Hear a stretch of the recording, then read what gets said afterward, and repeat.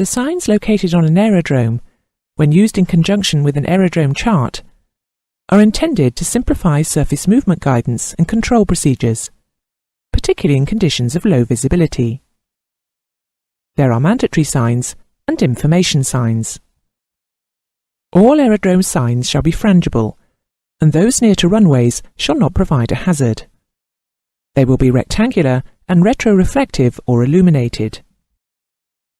Mandatory signs consist of runway holding position signs, including intermediate holding position signs, road holding position signs, and no entry signs.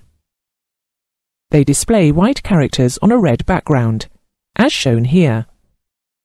Runway holding position and intermediate holding position signs are located alongside the appropriate surface markings described later on.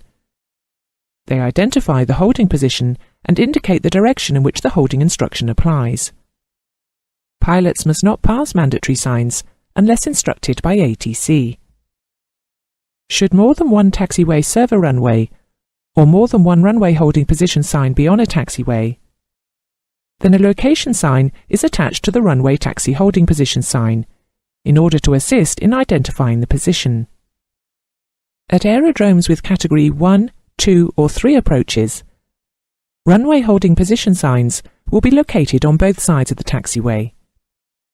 But on smaller aerodromes, supporting visual operation only, the sign is placed on one side only, normally the left-hand side of the taxiway. If no ATC unit is present, the sign constitutes the position where aircraft and vehicles concede right-of-way to aircraft taking off or landing. Shown here is a resume of the differing kinds of mandatory signage that you are likely to see when you start your professional flying career. At aerodromes equipped for Cat 2 and Cat 3 ILS approaches, runway taxi holding position signs are annotated Cat 2, Cat 3, or Cat 2-3 as appropriate. However, because of the need to provide greater protection to Cat 2 and 3 ILS systems, the runway holding position signs associated with them are set back further from the runway than those at Cat 1 runways. Where part of an aerodrome is restricted to one-way traffic or is withdrawn from use, no entry signs, as shown here, are located on both sides of the entrance mouth to the area concerned, showing in the direction from which entry is prohibited. The signs may be supplemented by the painted marking "No Entry" across the width of the taxiway. Again, because the instruction is mandatory, the inscription will be in white on a red background. Information signs consist of location, direction, and destination signs.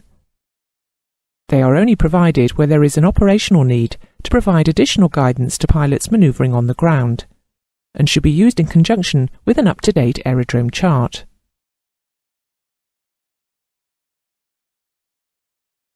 Location signs are used to identify taxiways and, where necessary, runways at complicated intersections. Taxiways are normally designated with a single letter, like A for Alpha. The letters O, I and X are not used. On very large aerodromes with lots of taxiways, double-letter combinations can be used. A specific position on a taxiway will have the taxiway designator and an identifying number.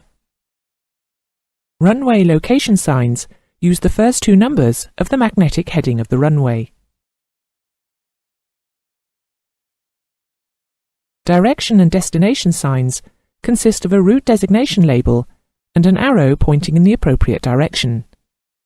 The letters will be displayed in black characters on a yellow background. They are normally accompanied by a location sign and positioned on the left-hand side of the taxiway before an intersection.